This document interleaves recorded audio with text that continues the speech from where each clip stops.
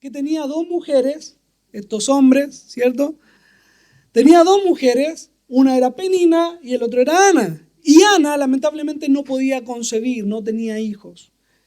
Y era angustiada, era afligida por Penina. La molestaba por esta situación. Lo que motivó a Ana a presentar este caso delante de Dios en el templo del Señor, rogando silenciosamente, nos dice la Escritura, que incluso fue catalogada como ebria. Ve y digiere tu vino, le dice Elí, erróneamente por supuesto, pero ella estaba presentando el caso delante de Dios, pidiéndole por un hijo. Y esta oración, la respuesta a esta oración, fue concedida de parte de Dios por misericordia, otorgándole a este niño solicitado. Solamente que ahora Ana no había pedido a su hijo para su satisfacción personal, sino que ella también lo había presentado delante de Dios para que ministrara, para que sirviera en el templo. Llegamos entonces al final del capítulo 2 viendo el cumplimiento de este voto delante de Dios, donde Ana cumple la promesa hecha. Tú me das un hijo, yo lo consagro. Así fue. Ella entregó a este muchacho, a este niño, ya de entre los 4 años, 3 años, creen algunos, después que fue destetado, lo entrega para el servicio de la obra de Dios.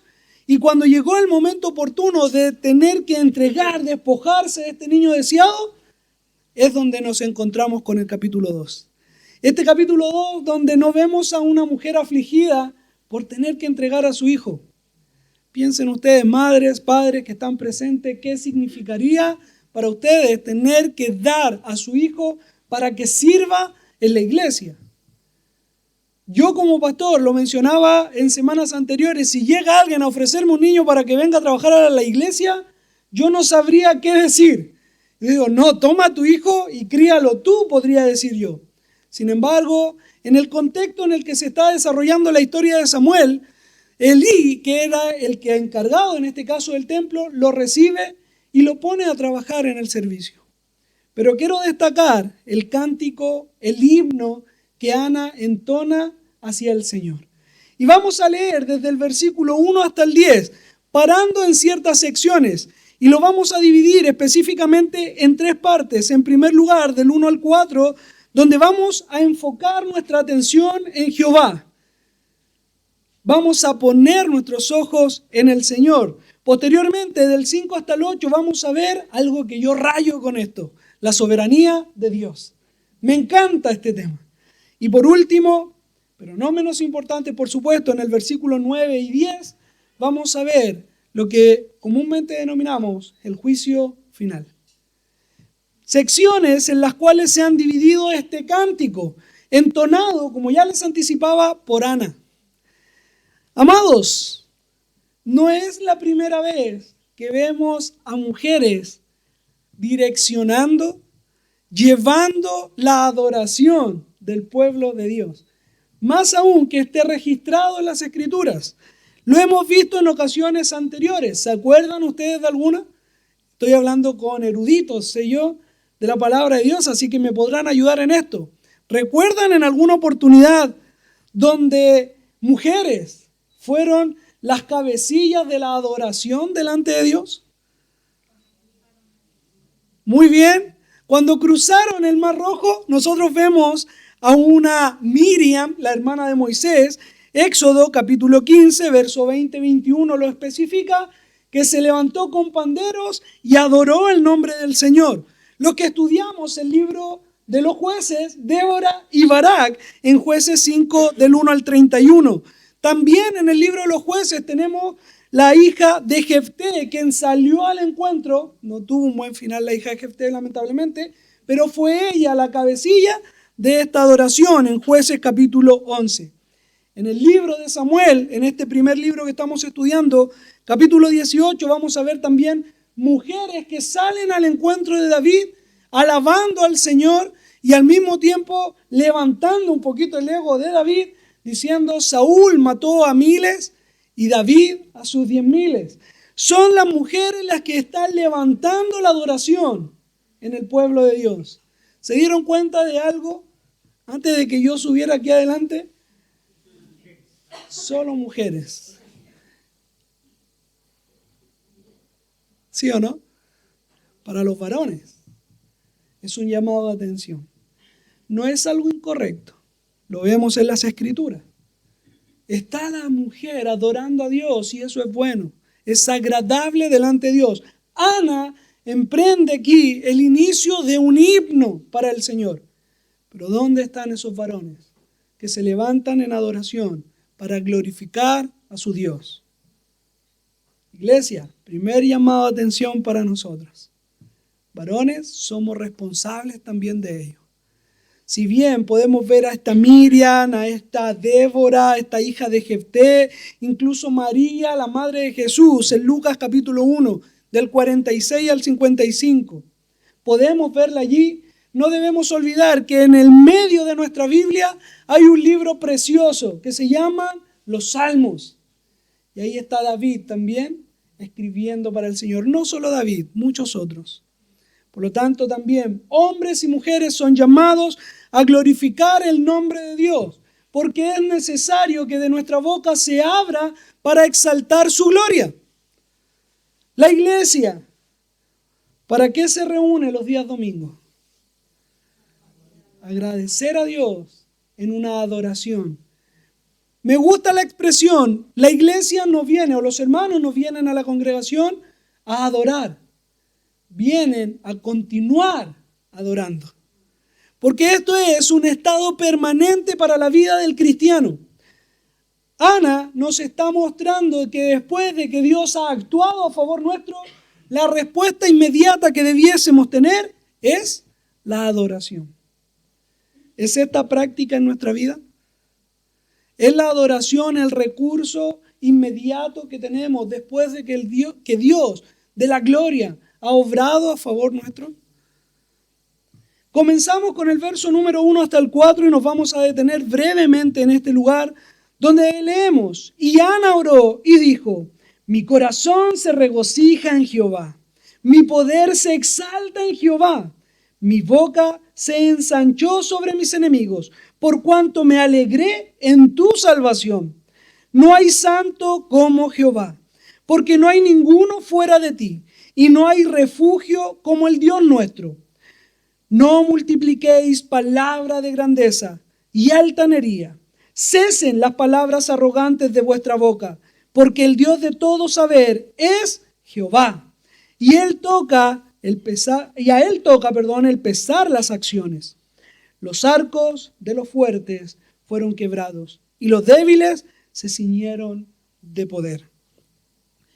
¿Dónde están los ojos de Ana al recibir esta respuesta divina de parte de Dios en otorgarle un hijo? En Dios. No fue mi capacidad, no fue lo que yo pude hacer, mi esposo pudo hacer. Esto es obra divina. Esto es obra de Dios. Ana nos muestra en primer lugar que hay una forma correcta de glorificar el nombre del Señor. Hay una manera correcta de alabar a Dios. Porque la adoración, sea en cánticos, sea en una oración, debe ir de la manera correcta, centrada en Dios.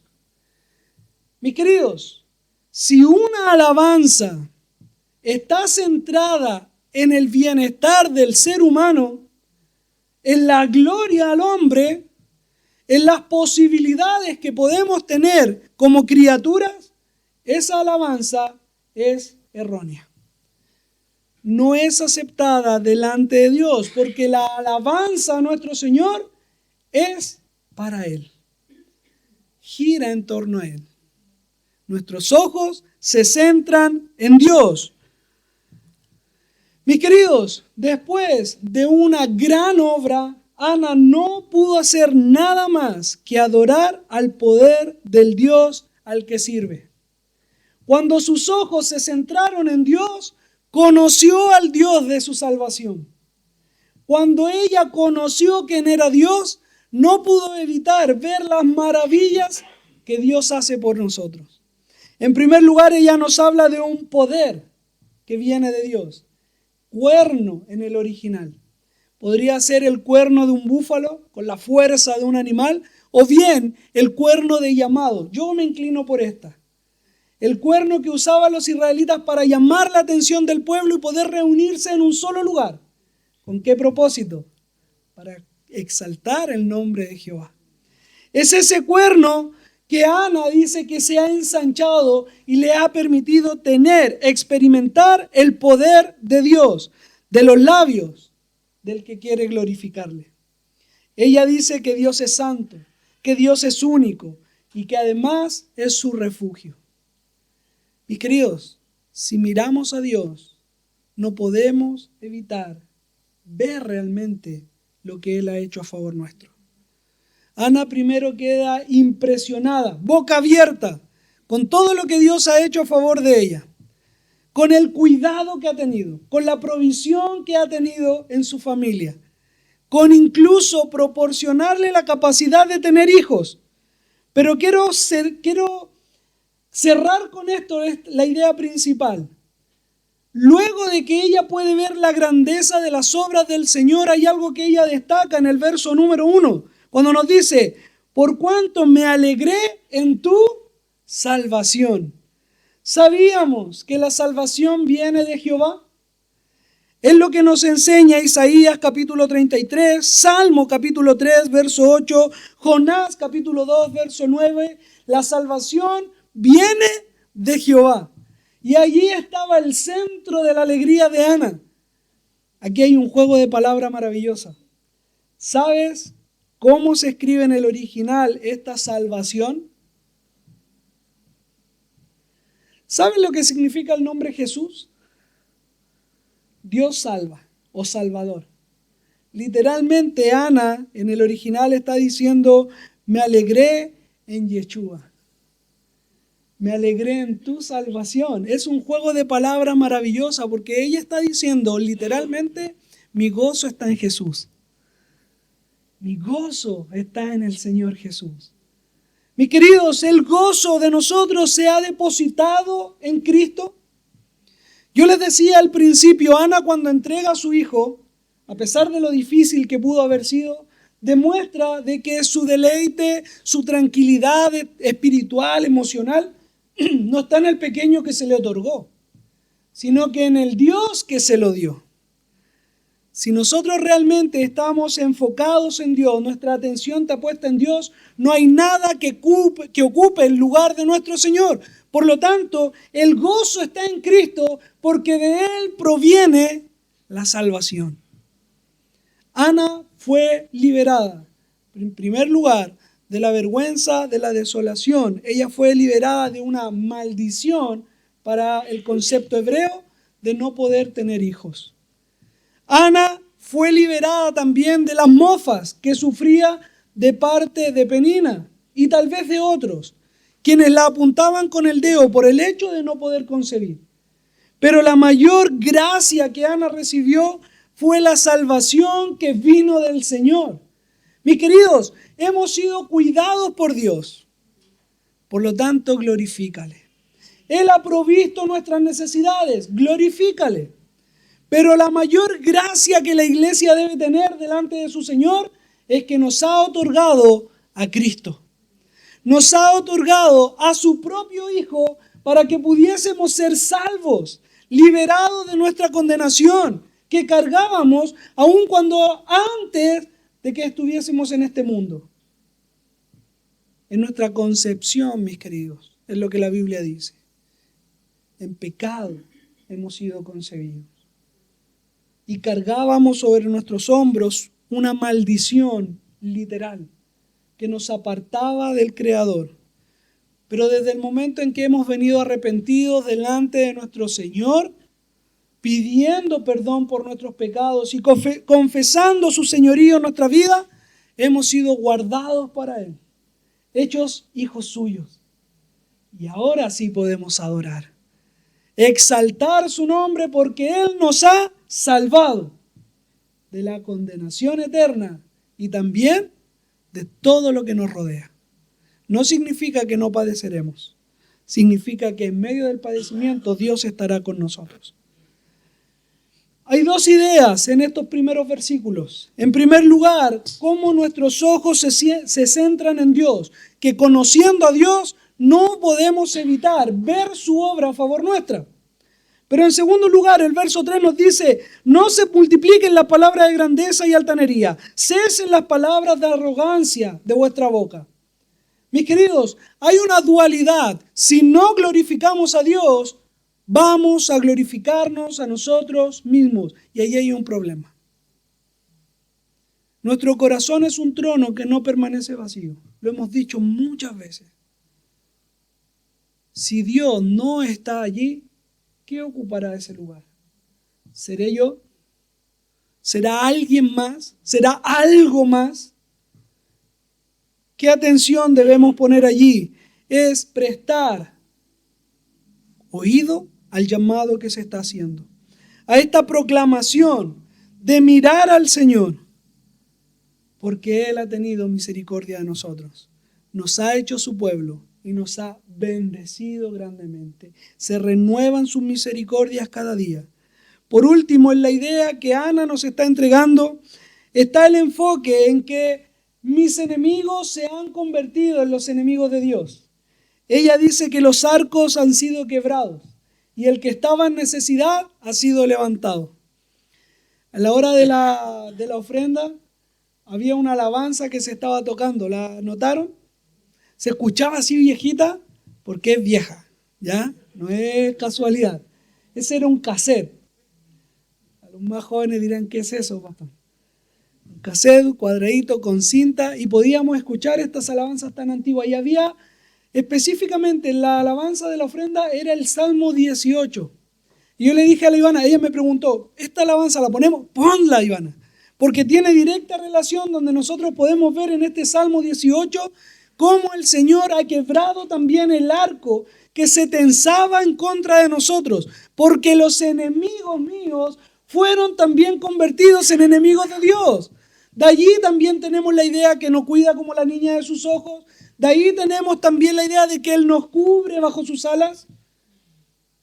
Allí dice en el verso número 1 que Él es nuestro poder. Mi poder se exalta en Jehová. Literalmente, no solamente el poder, sino que también el refugio que hemos recibido de parte de Él es como una peña. ¿Saben quién ocupó más peñas en la Biblia? Bueno, Elías por allí, pero el que más estuvo años deambulando alrededor de las peñas o dentro de las peñas. No, Moisés no. David, justamente en el libro de Samuel. David en medio de las peñas tratando de ocultarse de Saúl. Y aquí vemos nuevamente cómo estas rocas, estas peñas protegen. Y acá vemos la idea de que Dios es nuestra peña. En libros anteriores hemos estudiado cómo es un ave inmensa que nos cubre bajo sus alas, lo que leíamos en Ruth cuando tuvimos la oportunidad de estudiarlo. Dios es nuestro amparo, nuestra fortaleza, nuestro pronto refugio, una peña inconmovible en la cual podemos albergarnos, cobijarnos bajo Él. ¿Se dan cuenta, hermanos, de por qué Dios es digno de ser alabado? Porque Él es grande y en su grandeza tuvo misericordia de nosotros. Nos ha dado la salvación para vivir eternamente junto a Él y además nos cuida en el día a día. Quiero compartir con ustedes una meditación. Invitados hemos sido todos a glorificar a Jehová. Solo Él es merecedor de toda alabanza. Conozcan a Jehová y adórenle. Su nombre sea exaltado. Vengan todos y proclamen, alaben, porque Él hizo favor con nosotros. Digno es Jehová de nuestra adoración. No tenemos ninguna otra respuesta que salga de nuestra boca más que la exaltación a su amor. Decía que en primer lugar tenemos nuestra atención puesta en Dios, donde si le vemos realmente, donde si le miramos con ese amor y gracia que tuvo hacia nosotros, solamente responderíamos con alabanza. Pero en segundo lugar, Ana va a demostrarnos una vez más quién es el Señor. Y decíamos del verso 5 al 8 que Él es soberano. Dice así la palabra de Dios. Los saciados se alquilaron por pan, y los hambrientos dejaron de tener hambre. Hasta la estéril ha dado a luz 7, y la que tenía muchos hijos languidece. Jehová mata y él da vida. Él hace descender al Seol y hace subir. Jehová empobrece y enriquece, abate y enaltece. Él levanta del polvo al pobre y del muladar exalta al menesteroso para hacerle sentarse con príncipes y heredar un sitio de honor. Porque de Jehová son las columnas de la tierra y él afirmó sobre ellas el mundo. Aquí hay una dualidad o un cambio de estado. El Señor es el único que puede cambiar de un lugar a otro. Él cambia el escenario completamente y solo Él puede hacerlo. En primer lugar, Ana nos va a hablar acerca del que estaba en alta posición, luego su trabajo iba a ser por lo básico, el pan. Sin embargo, hace el contraste del que estaba en pobreza, podrá también experimentar esa pronta respuesta de suplir las necesidades de parte de Dios. La estéril, la que no podía concebir, ahora podrá dar a luz y ella hace un número de 7. Algunos creen que está hablando de sí misma, sin embargo yo creo que está hablando de una plenitud, de una perfección. El 7 en el número perfecto es lo que conocemos de las Escrituras. Ana está hablando de lo que Dios ha hecho con ella, pero no solo con ella, sino que lo hemos visto en las Escrituras con Sara, con Raquel, con la madre de Sansón, con Ana, la madre de Juan el Bautista. Vez tras vez, nosotros vemos el poder de nuestro Dios, que es capaz de abrir la matriz a la que no podía concebir. La que saca, el que puede sacar a uno del lago cenagoso y ponerlo en lugar de honra. El que me libró de mis pecados y tuvo misericordia de mí para ponerme a la mesa y poder compartir con el Cordero. Ese es Dios. Solamente Dios puede hacer estos actos. Por lo tanto, en primer lugar, cuando nosotros vemos a Dios, vamos a ver su misericordia. Pero inmediatamente después de ver su misericordia, no podemos callar de su grandeza. Dios es soberano, Dios es todopoderoso, quien pone en un lugar y saca de ese lugar a quien Él quiere. Él es dueño de la tierra. Él es Dios, creador de todo lo que hay. En el libro de Levítico, capítulo 25, verso 23, lo estudiamos en una oportunidad con los hermanos de la iglesia, donde Dios, instruyendo al pueblo, le dice: no venderás la tierra a perpetuidad. Y muchos se preguntan ¿por qué? Porque mía es la tierra, me pertenece a mí. Y ustedes son peregrinos, son arrendatarios, podríamos decir también. Mis queridos, nada nos pertenece, todo es de Él. O como Job también lo dijo en el capítulo 1, versos 21 y 22. Jehová dio, Jehová quitó. Alabado, bendito sea el nombre de Jehová, porque Él es soberano. A esto quiero aclarar algunas cosas. Si Dios es soberano y Él, según su misericordia, provee a quien Él quiere, entonces no es Satanás a quien yo debo arrebatar mis bendiciones. Hay un movimiento que actualmente pareciera que le oran más al diablo que a Dios. Te reprendo, no permito que tú hagas esto o aquello, pero estamos viendo que es Dios el que hace o deshace. Es Dios el que permite o no. ¿Qué estamos pidiendo y arrebatando entonces a Satanás si a él nada le pertenece? Mis queridos, es bueno tomar conciencia de que la adoración y el servicio a Dios debe ser de la manera correcta, porque hay una forma correcta. Es con conocimiento de aquel Dios al cual adoramos. Aquí hay un ejemplo. Hay otro que quería compartir con ustedes que es breve, pero es importante que lo conozcamos porque yo mismo había caído en ese error. Escuchaba de un predicador al cual yo respeto mucho, que decía: las Escrituras nos dicen más de 365 veces no temas. ¿Lo han escuchado? ¿No? ¿Sí? Vinieron hoy día, ¿cierto? Sí, amén. Ya, no lo han escuchado, no hay problema. Si lo escuchan, ya están alertados. Y yo creí eso y incluso lo estaba preparando para poder compartirlo con los hermanos porque te da emocionalmente un respaldo, decir, wow, el Señor te dice todos los días no temas, 365 veces. Pero cuando vas viendo la traducción de las Escrituras, no son más de 130 y tantas según la versión. Confundimos muchas cosas lo que es emocional. Confundimos muchas veces lo que yo quisiera para mí con lo que realmente es Dios, con lo que Él me enseña de las Escrituras. Debemos conocerle para glorificarle de la forma correcta. ¿De qué manera lo hacemos? No para mi deleite, no para enaltecer mi corazón, sino que es para su honra y su gloria. ¿Podemos pedirle al Señor? Sí. Él nos ha dejado un recurso divino maravilloso que es la oración.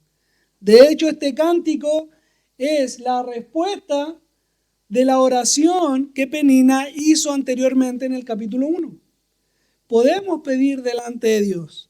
Y en esta idea de poder pedir de la forma correcta, porque estamos conociendo a Dios como las Escrituras lo presentan, la Escritura en primer lugar nos enseña que cuando oremos a Dios, digamos, Señor, venga a nosotros tu reino.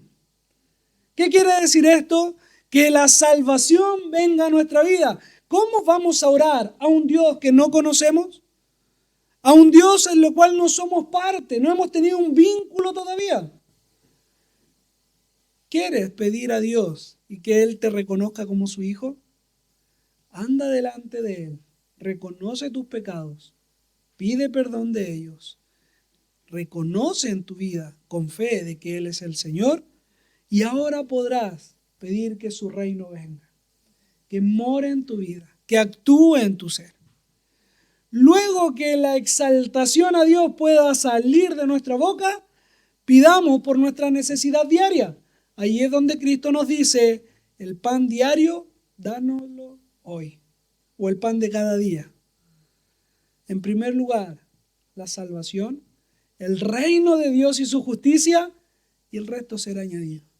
Pero no olvidando de que Dios tiene cuidado también de ello. Y podemos pedirlo, porque confiamos en ese Dios dadivoso. Por eso Él dice, Él enaltece y Él también humilla. Él enriquece y Él también empobrece. Según esto también tenemos una idea clara. No es mi responsabilidad juzgar quién tiene más o menos, porque es Dios el que ha determinado eso. Dios ha dado según su voluntad. Es más, en el Salmo capítulo 37 nos hace un llamado a no envidiar al que tiene. Aún si este es un incrédulo. Escuchaba alguna oportunidad de otro pastor. A este no lo respeto, ya es otro. Pero este pastor erróneamente decía, yo clamo al Señor porque los futbolistas ganan tanto dinero y ese dinero debiese estar en la iglesia, no en los paganos.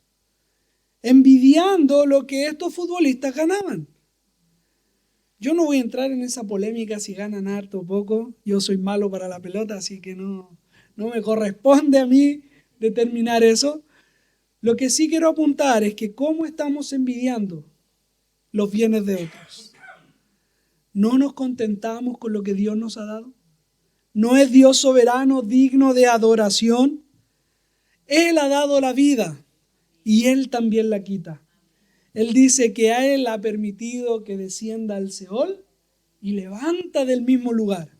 ¿Quién ha descendido de la muerte a la muerte y salido victorioso de ella si no es Cristo? ¿No fue plan de Dios por su misericordia y en su soberanía que Cristo viniese a morir por nosotros?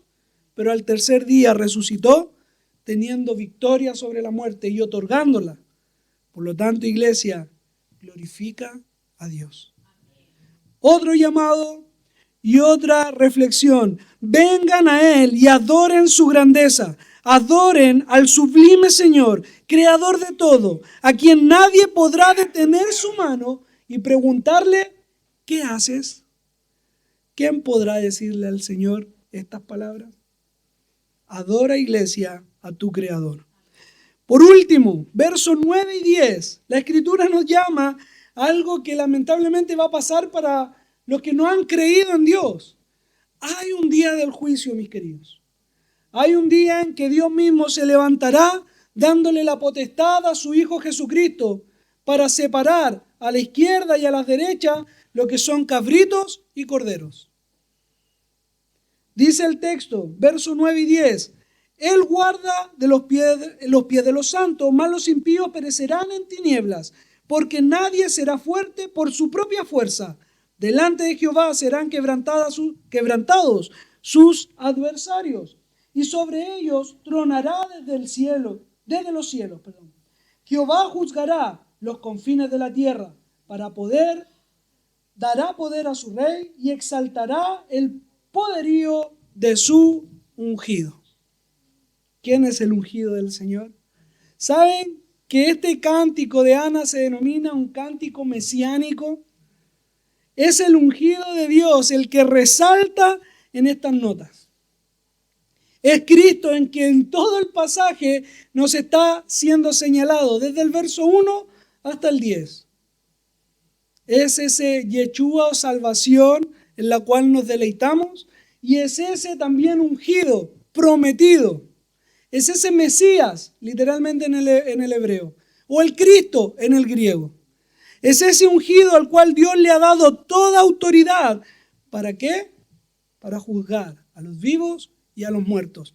Es ese ungido en el que, según Filipenses capítulo 2, toda rodilla se doblará delante de Él.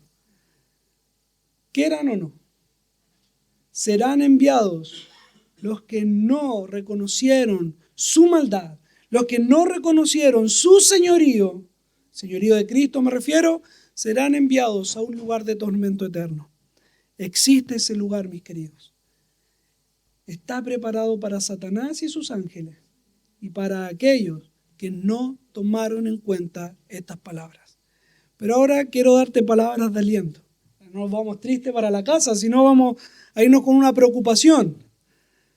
Dios cuida de los santos. Es Dios el que preserva cada una de nuestras vidas. Nuestras almas están custodiadas por Él. Él dice que ha alumbrado el camino para que nuestros pies no resbalen, para darnos fortaleza. Por lo tanto, esa salvación no se puede perder, porque está en Él, no en nuestras fuerzas, dice el texto. Te doy un ejemplo. Si nosotros vamos con nuestros hijos, los que tenemos hijos pequeños, los que alguna vez lo tuvieron, piensen en la historia. Si están caminando con estos niños pequeños, sus propios hijos, de la mano, cruzando un río, y este río es sus corrientes son un poco fuertes, y el niño se suelta de nuestra mano, ¿de quién es la responsabilidad? ¿Del niño o del papá? Si la salvación se perdiera, ¿habla mal de nosotros o de Dios? De Dios. Si se llegase a perder, porque Él nos sostiene. Y si nos soltara, y si esa salvación se perdiera, ¿cómo podríamos decir Dios es todopoderoso? Si no pudo mantener a los santos junto a Él, si no pudo preservarnos en santidad, en justicia, en salvación. Mis queridos, el texto glorifica a Dios en todos sus aspectos y apunta a la iglesia de Dios a seguir creciendo en adoración a aquel que ha tenido misericordia a pesar de su grandeza. Porque Él es omnipotente, es omnisciente y todos los ovnis que ustedes quieran. Y a pesar de eso me miró, me llamó y me salvó. Por lo tanto, Dios es digno de ser alabado. Cierro y concluyo. Existe una forma correcta de adorar a Dios. Busquémosla por medio de las Escrituras. Él se revela por estas palabras. En segundo lugar, Él hace por su pueblo maravillas dignas de adoración. Él nos salvó y Él nos cuida. En tercer lugar, Él es todopoderoso, soberano. Solo Él es digno de adorar. El Señor es omnipotente. Todo lo puede, todo lo hizo y Él quiso amarme sin que algo le obligara a ello. En cuarto lugar, si mi boca no se abre en adoración a Dios, pronto estaré exaltándome a mí mismo. Tengan cuidado con eso. Recuerden que nuestro corazón necesita ser ocupado por algo o alguien. Y si no es Dios, pronto tendrá un ídolo. Quinto lugar, Dios es el que da y quita, sea la vida, la salvación, los bienes. No me corresponde a mí cuestionar aquello. A algunos ha dado más, a otros ha dado menos. Por su soberanía, Él es capaz de hacer ello. Por lo tanto, digno de adoración es. De Jehová viene la salvación. Pide, clama por ella. Él no te echará fuera. Solo póstrate a sus pies, arrepentido de tus pecados, y confiesa el señorío de Cristo, el ungido del Señor. Y esto, según el apóstol Pablo, te llevará a la salvación. Ahora puedes alabarle como miembro de su cuerpo. Y en último lugar, hay un día del juicio. La pregunta es, ¿dónde estarás tú? Que el Señor les bendiga, mis queridos hermanos. Damos las gracias a Dios por todo lo que ha hecho y glorificamos su nombre. Les invito a orar. Levantemos nuestras manos y adoremos a Jesús, Cordero de gloria, y exaltemos su incomparable majestad, al que vive por siempre, al gran yo soy, a Jesús, al que es digno recibir la gloria, al que es digno